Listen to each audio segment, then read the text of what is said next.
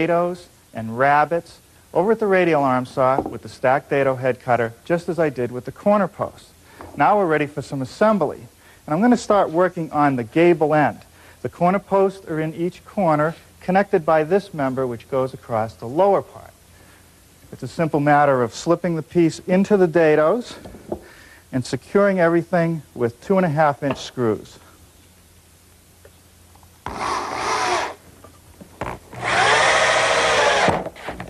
The next piece is this 2x4 that joins the top.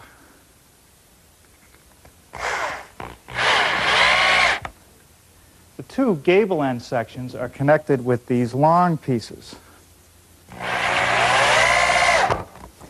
Now you might have noticed that I'm not pre-drilling for the screws. That's because it's a special screw. It has a special tip that will drill a hole as it's driven in. It's also coated so that it'll be unaffected by the pressure-treated lumber. Now this short 2x4 fits into the dados of the long members, and I've cut a half-lap joint so that it really ties everything together and adds a lot of strength.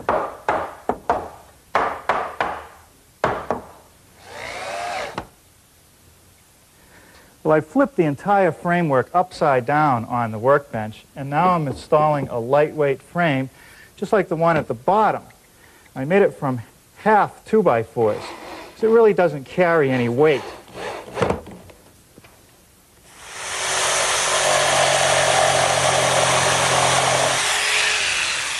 So here I've been making some partitions out of 1x8 cedar. I need 8 in all, and what they do is fit in the framework, 2 of them at each corner.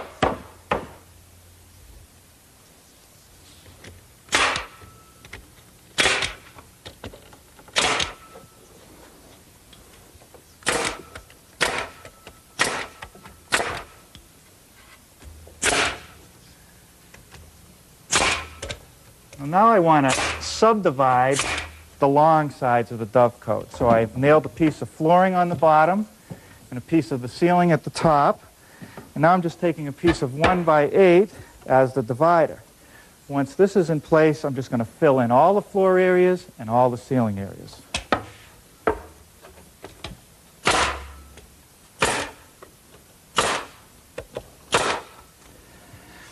Each compartment has an upper and lower floor. So I'm going to use this piece of scrap as a gauge to attach this little cleat which will support the floor shelf.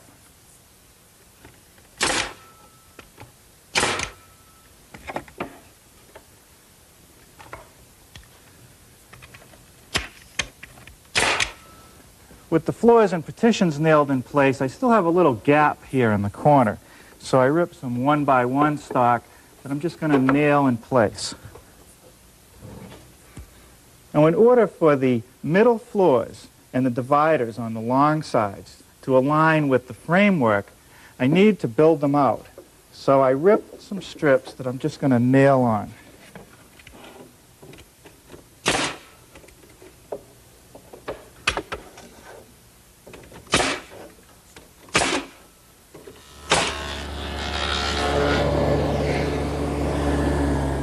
Okay, now I've taken my stacked dado head cutter out of the radial arm and installed it in my table saw so that I could rabbet the length of these 1x6s, 12 in all, and I'll show you where they go. Now each corner I'm going to use 2 of these, and how they set is right in like this and one butted right against it like that. And then over here on the long run, I'm going to put one on each side of the center partition. Now the little rabbets that I made are going to hold boards that go in between later.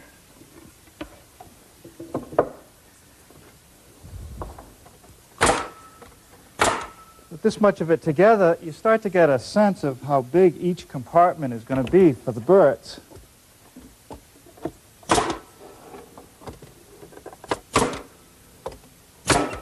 Well, you know, I've been in hotel rooms that are smaller than this. Well, believe it or not, we're ready to start trimming out the exterior.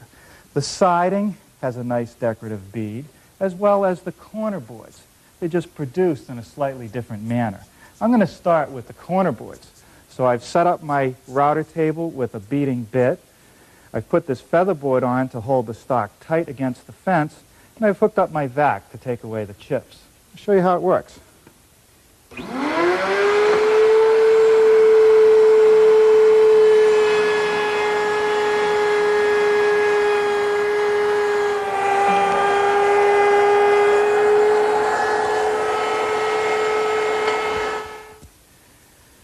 To install the corner boards, I'm going to use a piece of scrap material which is equal to the thickness of the siding on the gable end as a gauge.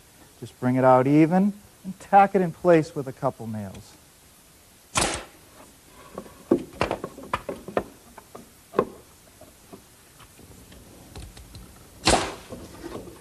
Well, now I'll show you how I made the siding. It's a useful technique. You could use it for interior paneling or exterior siding.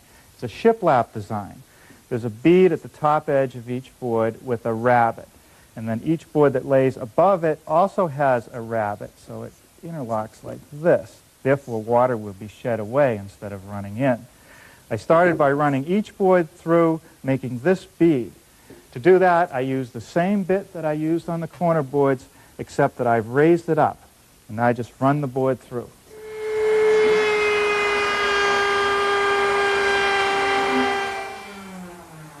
Now with the bead complete, the next thing I want to do is knock off this corner so that it looks like this. I use the same bit, this time I lower it.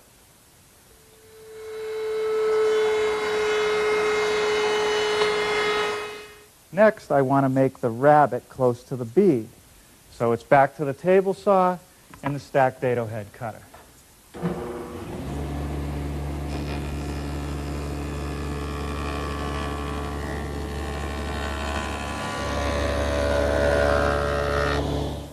Okay, now with a slight adjustment to the height of the dado and the ripped fence, I can now run the opposite edge.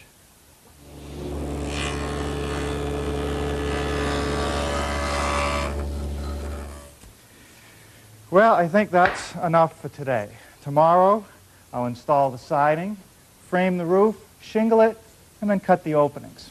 And of course, after that, there's the bathrooms and the wall-to-wall carpeting.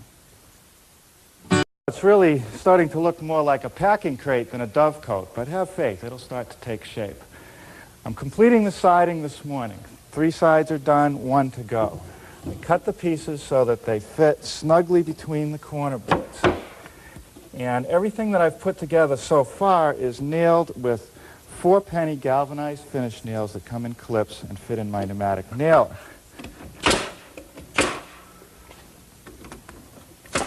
Okay. It's not necessary to measure each piece of siding as we go up one of the walls. It's much more accurate to use a stop block.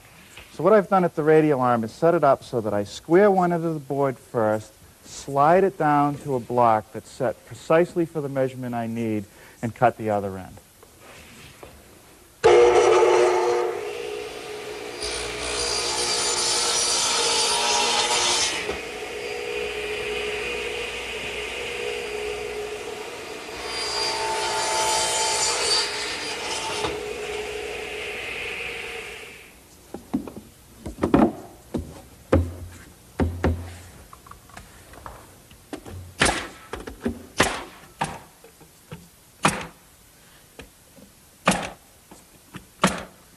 Okay, well that's all the siding I want to do for now. Next, I want to cut the holes for the roost.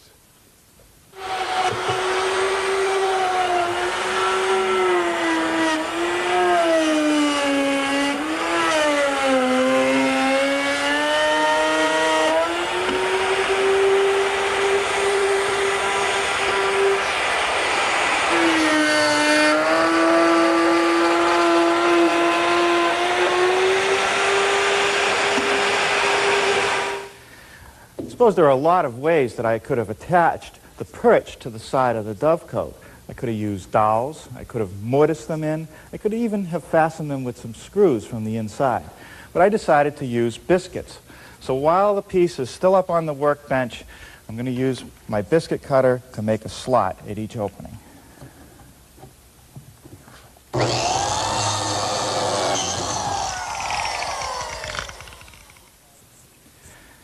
The rafters for our Dovecote are not unlike the rafters you might find in your own house.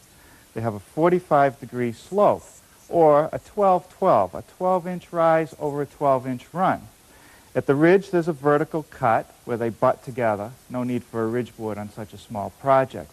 And down at the bottom, there's a crow's foot that sits on top of the plate. Now, I'll make the crow's foot at the radial arm saw. I've taken the 2x4 and laid out the cut I need to make, and then tipped the saw to 45 degrees. 2 passes will take care of it.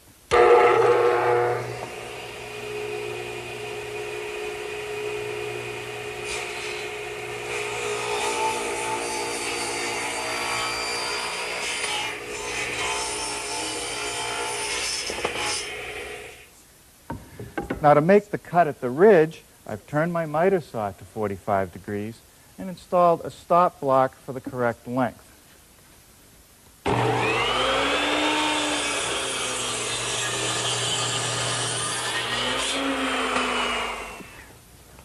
Now, there's one more thing I want to do before I set the rafters in place, and that's slip the boards in that form the rest of the back of each roost. It has a rabbet on each edge, and it slips into the boards we've already installed. It's a little loose, and that's because I want to be able to take it out should I ever have to clean one of the roosts. I'll just hold it in place with one screw.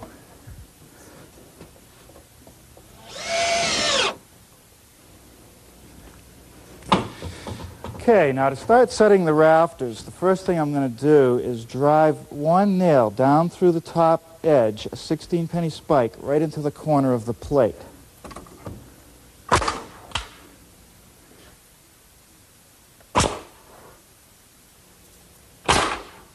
Okay, now I've switched to 8-penny nails, and I'm putting one nail in at the ridge, and I'm going to toe a nail in down to the plate.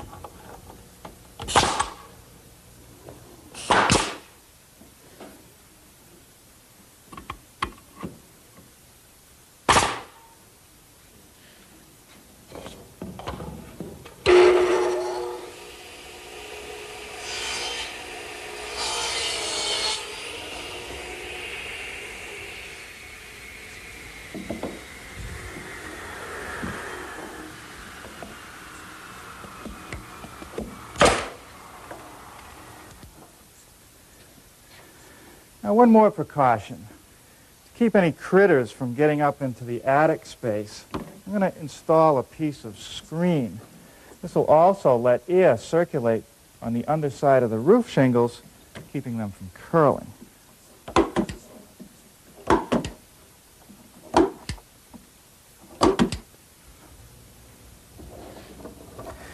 These little cleats just give a little more added support to the screen.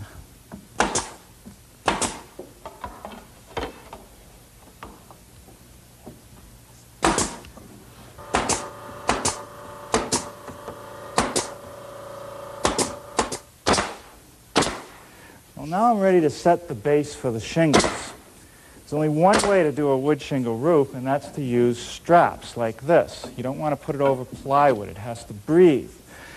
Now, the spacing that I'm using is 4.5 inches on center, which is the same as the exposure on the shingles.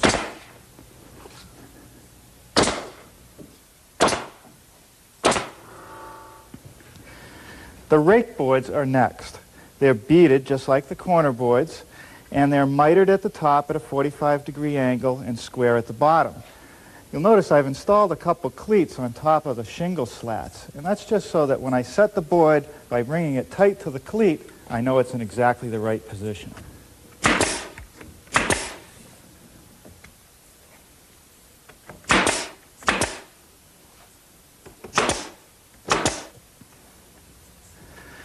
Let's look at the prototype again.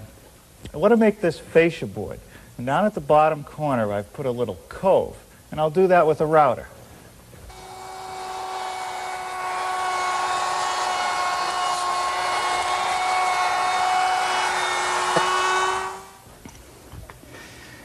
Now, if I apply this fascia board as is, the only place it's going to hit the siding is on this point. But if I bevel the edge, I'll have a broader surface for it to fit. I'll do that at the joiner.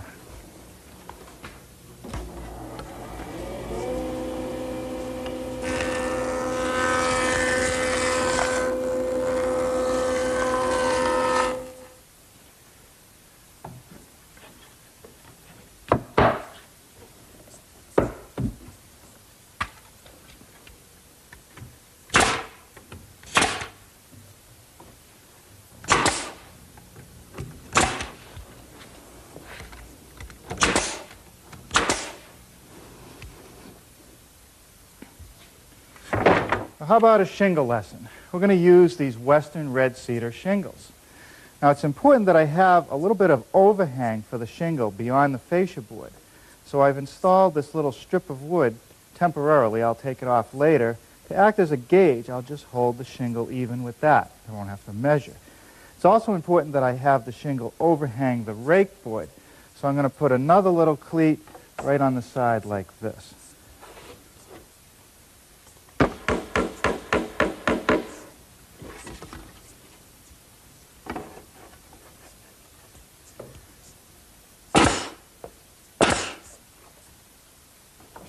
A shingle that's too wide like this is likely to buckle.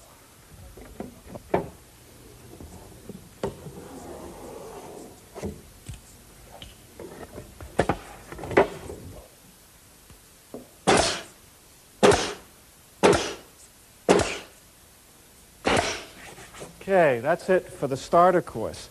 Now I lay another course holding the bottom edges even and making sure that I overlap any of the joints by at least an inch.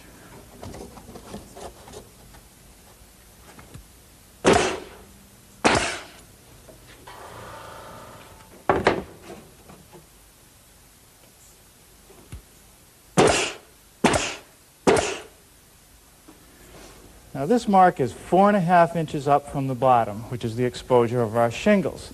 I've marked each end of the roof, and now I'm going to tack on a straight edge and lay down the next course.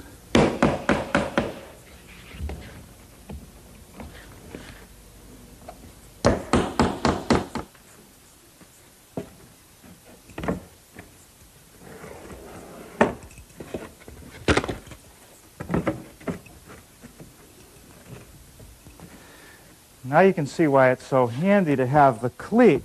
You can lay out all the shingles, shift them around as necessary, and then nail it all up. Now, of course, as I get close to the ridge, I have to cut the top edge of the shingles off so they won't stick over.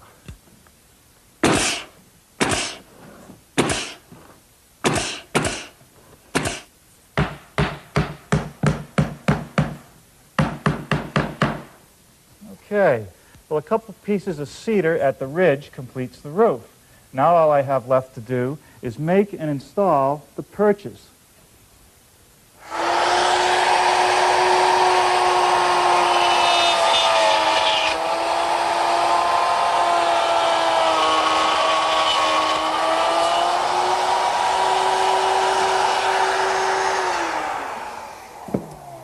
Now to make the perches, I'm using another jig. Except this time, the router follows the outer edge of the jig. Same bit, same collar. Now, a biscuit slot in the end of the perch, and it can be installed. A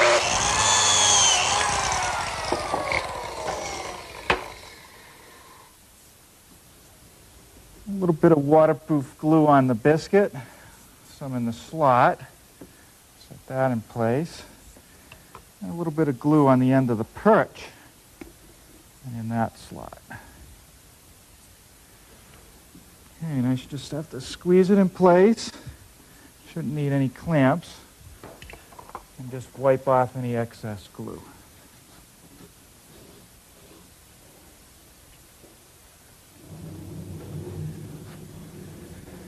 Well, all right. I'd say that just about does it. We'll have to build some sort of base for it and find a place out in the landscape. And the last thing to do is take an ad out in the Pigeon News. Rooms for rent. Well, we've decided to install our Dovecote out by this stone wall. And I've elevated it on this frame of pressure-treated lumber that sits on concrete blocks and has outriggers as stabilizers. In fact, the other night we had some 60-mile-an-hour winds, and it did just fine. Now, where are the pigeons?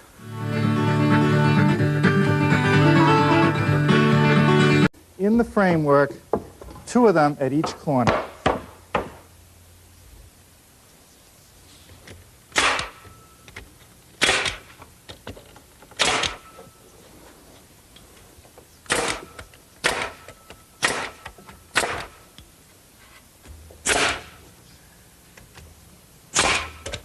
Well, now I want to subdivide the long sides of the Dovecote. So I've nailed a piece of flooring on the bottom and a piece of the ceiling at the top. And now I'm just taking a piece of 1x8 as the divider. Once this is in place, I'm just... The two gable end sections are connected with these long pieces. Now you might have noticed that I'm not pre-drilling for the screws. That's because it's a special screw. It has a special tip that will drill a hole as it's driven in. It's also coated so that it'll be unaffected by the pressure-treated lumber. Now this short 2x4 fits into the dados of the long members, and I've cut a half-lap joint so that it really ties everything together and adds, going to fill in all the floor areas and all the ceiling areas.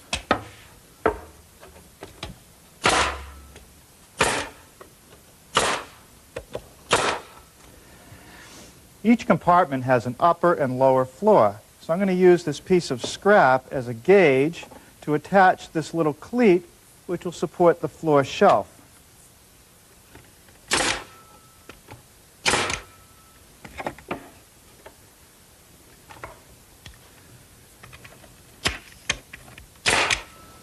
With the floors and partitions nailed in place, I still have a little gap here. There's a lot of strength.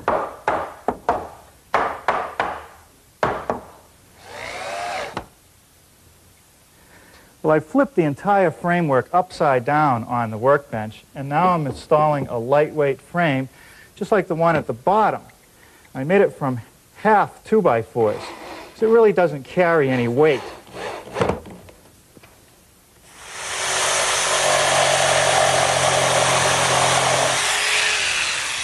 So here I've been making some partitions out of 1x8 cedar. I need 8 in all. And what they do is fit dados and rabbets over at the radial arm saw with the stacked dado head cutter, just as I did with the corner post. Now we're ready for some assembly. And I'm going to start working on the gable end. The corner posts are in each corner, connected by this member which goes across the lower part. It's a simple matter of slipping the piece into the dados and securing everything with 2.5-inch screws.